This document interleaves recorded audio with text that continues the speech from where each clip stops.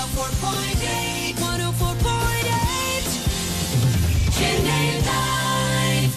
With me, Sanu, on Chennai Live 104.8 FM. Remember, I told you it's all about CII's Indian Women Network. And to talk about this, I have renowned journalist Sushila Ravindranath, and we have Rajni Sheshadri with us, senior IT professional and also a journalist, joining us this morning on 104.8 FM. So happy to have you both here, the studios of Chennai Live. A very, very good morning to both of you.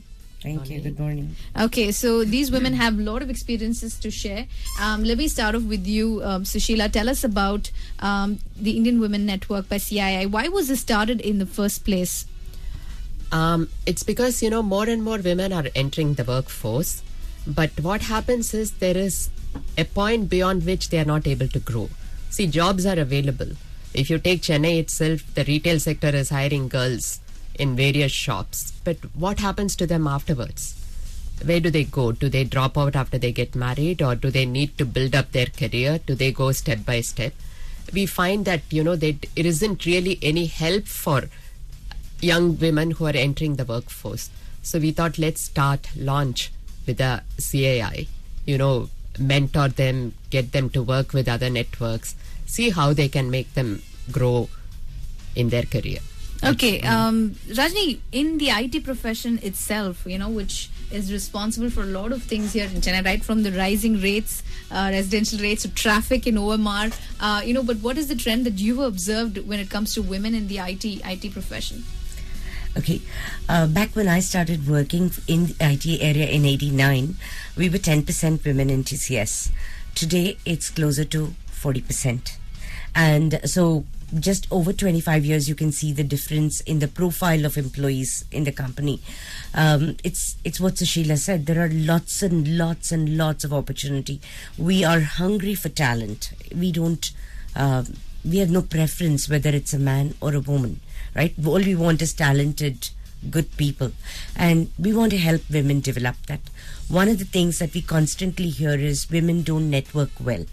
IWN is an opportunity for women to build those networks, learn from women who've been there, done that, and have somebody to talk to and say, hey, how can I do this? I want to balance many things in my life. What's a good way to go about it? So just bounce ideas off people. Joining us on the phone line, we have with us Bhairavi Jani, someone who's done a lot both with the iWin network, also with Young Indians, also India at 75. Let's go ahead and welcome her. Good morning to you and welcome to the show. Morning. Yes, good morning. Great to have you on board. So tell me, Bhairavi, your experience with iWin, how has it been? I think it's just been a wonderful journey, as they say that the seeds are always there in the ground, and when the environment is right and the time for something comes, it sort of fructifies itself into an oasis. Mm-hmm. And iWin is that, platform and that opportunity for millions and millions of women in this country who want to take on a career and as a profession. And I think the time has come for us to really have this available for women from all walks of life. So it's been a fantastic and exciting journey. All right, exciting, fantastic. Okay, indeed. Well, it's all about mentorship this morning on Chennai Live 104.8 FM. Listeners, if you're tuning in today, we're talking to very, very interesting people. I have Sushila Ravindranath with me, seasoned journalist, Rajni Sheshadri, senior IT professional and journalist, and they're here because they're part of CII's Indian Women Network, and they're here to educate us about iWin. Tell us a bit more about this initiative in detail. How does this mentorship work? How many hours a day will you be willing to, give? Who are the other mentors apart from you? See, part of what we plan to do is find mentors.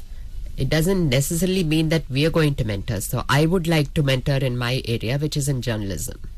So journalism, from the time I started and now, it's taken 360-degree turns. Because when I started, it was only the print medium. Now there are so many opportunities like you. There's broadcast medium, there's television, and the digital medium is becoming very, very important. So we really have to expose young women who want to be in media. So that's where people like me can help, how the kind of opportunities.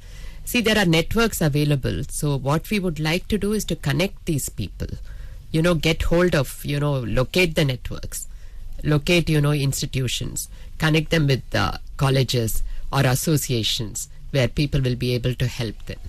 See, getting a job per se is not maybe as difficult today as it was, say, 25 years ago. But our aim is to make them go forward. And people talk about glass ceiling. I think that exists everywhere, because I think it's going to take a few more years for women to break through that glass ceiling. But I think a lot of it is because women make their personal choices too. And I don't think that every woman professional has to end up as the president of the company. Okay, that's one myth broken. So it's all about knowledge sharing from where I understand. So is there a fee for this knowledge sharing? How does it work? Okay, like I said before, all of the information is on the CII website. So CII.in. Uma, if you call the landline in a CII Chennai office and ask for Uma, she will guide you through the process as well.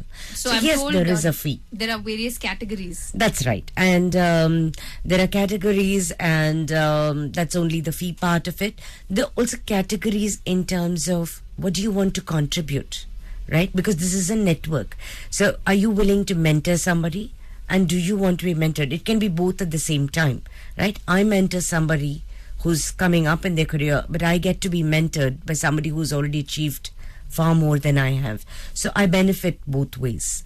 And also there is the other things of building or meeting like-minded people who are exploring different options and opportunities, and that gives me ideas as well. So I think it's a kind of a loop that can become very, very, very constructive and enhancing, both in terms of career prospects as well as in other areas of life. Fabulous. And, tell me honestly, how easy or difficult, what works for the advantage and what is the disadvantages for a woman today to rise to the top? Like she said, you don't have to become the president, but even going up the career ladder, in terms of experience, gaining experience and all of that. What are the difficulties a woman faces today in the corporate world? I think it's a little easier today.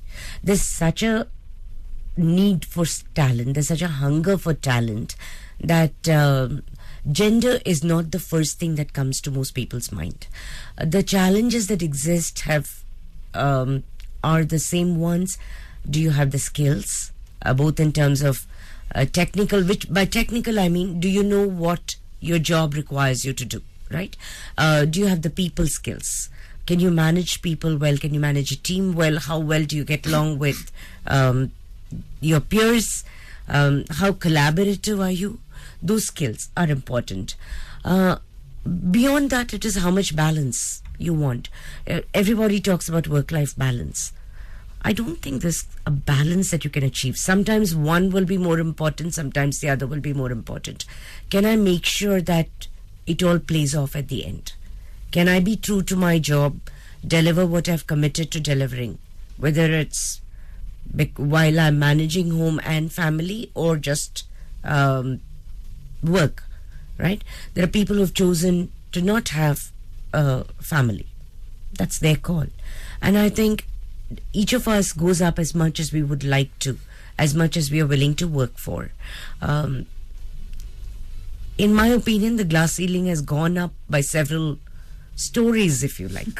So I think what happens is when a woman decides to take a break, say I have a baby or something, it doesn't mean that you have to stop working. Today, with the kind of internet and, the communications technology, you can work from home, continue to contribute.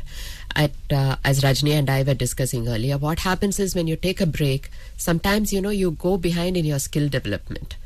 I think one of the things I would like to do is to make sure that, they keep up with their... Tell me a bit about the trend that you see amongst young women today, especially when it comes to working in the corporate world. What is the trend that you have observed? I think what's really important for us to see is that women have, from the late 80s and early 90s, where there was a struggle to prove themselves or even, start to have a, place for themselves. A place of a woman in a corporate structure is no more a question. It is about how far she can go and how we can help her to really get there without having to, constantly take on the stress of the balance of family as well as work life and not make significant sacrifices, which women are always expected to make, even either on the family side or on the work side. And I think that's where the new challenge and the opportunities in the corporate spheres are for women, because today, no job in this world is thought to be unsuitable for a woman. And I think that's a very big transformation. Absolutely. And do you think corporates are becoming that much more sensitive to accommodate, women? Oh, absolutely. I mean, look around our country, especially India. You've got many corporations and large ones who have women on their boards, women as CEOs, and women who are chairing their boards and are large stakeholders themselves. So I think that definitely has come about, and there is a significant perspective shift in looking at women not just in particular set of functions like HR or marketing, but even operations and strategy and finance. I think it's like a whole vista that's just opened up in the last 10 years. But are you happy with the percentage? Is it large enough? It's never enough, half the country is women, so it is never enough. But I would not say that it's as dismal as it used to be. It's come a long way, and it's only getting better as we speak. For it to really get much better, there are a whole lot of things that corporates would have to do. Women would also have to, get themselves skilled up to, play an equal game in that foray. So that's a journey. Woman to, get back to work after that break. Do you think corporates are being a lot more sensitive now to that extent? Do you see that change? Yes, corporates are sensitive because it's a business need, right? If we have trained somebody for 5-6 years to understand the skills, the processes required to do the work, we obviously would love to have them back, even if it means a short upskilling training requirement. So we would love to have them back. So definitely corporates are more sensitive to it. I think part of what we talked about is that how keen am I to come back to work? How keen am I to get back into the discipline of a long work day? How do I cope? How do I make up for the time that I've been away by learning all those things that have happened in the time that I've been away? Have I kept up with my professional development while I took my break? Am I using facilities like iWin to make sure that I'm not Left behind. completely falling behind? It's not left behind, it's falling behind, right? Am I reading the right things? And today there's so much of content available on the web for me to keep myself updated. Am I making the best possible use of those? So it's as much my involvement, my commitment, my what I'm willing to give as it is about the corporate. Corporates are always eager for people to come back. You've trained people, they know the company, they know how it works. Yes, we definitely want them back. So they no longer see them as a, let's say, a unreliable source, because the minute you go back, you take a break, you're not sure about how reliable the person is in terms of giving their time and energy back to the company as they would when they were much younger. Work that 18-hour stretch, work that 12-hour stretch if you have to. Do you see that change in attitude? Yes and no. I think what happens when most people come back after a long break, and we're typically talking about women because men very rarely take such breaks in our profession. When women come back, somebody does talk to them saying, so what would you like to do now? What kind of work would you like to do? And we have opportunities in pretty much every area. Not everybody works 12 to 18 hours. Not every assignment is structured that people work that way. So people can pick and choose. But when I do commit, then I deliver to my commitment. So this multitasking, which is a talent supposedly women have, how easy or difficult was it for you, as they say, work-life balance, going to work, coming back home, taking that maternity break and things like that? How did you guys manage? When you're passionate about your career, you don't think about work-life balance. As Rajni said earlier, sometimes it's work, sometimes it's... When your children are ill, there's no compromise. So you have to stay home and look after them. See, I was very lucky because I'm a journalist. There are a lot of things I could do from home. Especially now in the last few years with the technology being what it is. You really don't have to go and sit in an editorial room to do your work unless you are the editor. Okay, that's why you need a network like Ivan to groom Yes. you and to bail you out in tough situations. What about you? You know, how difficult or easy for you, Rajni? How was it for you? It's hard to tell because looking back, I don't think I thought so much about whether it was hard or easy. I just did it. I mean, I never thought of myself as a non-career person, right? If I define myself as a career person, I have to get up and go to work every day, and everything else has to be managed with that in mind. So I just did it. I had a lot of family support. I used it the best possible way I could. I was very creative about the way I managed my home and my work. I was willing to work very long hours, even if I had to work from home. So I think, but those days I just thought that was the need of the job, and that's what I needed to do in order to grow in my profession. So I just did it. Final question to you. Forget the corporates. It's the society that slaps this guilt feeling. Oh my God, you left your 4-month-old child and you come to work. You know, how dare you? When society makes you feel this guilty, what is your answer to them? You know, why do you have to work? That's a question that they ask. Why don't you give a 5-year break? 5 years is a foundation time for the child.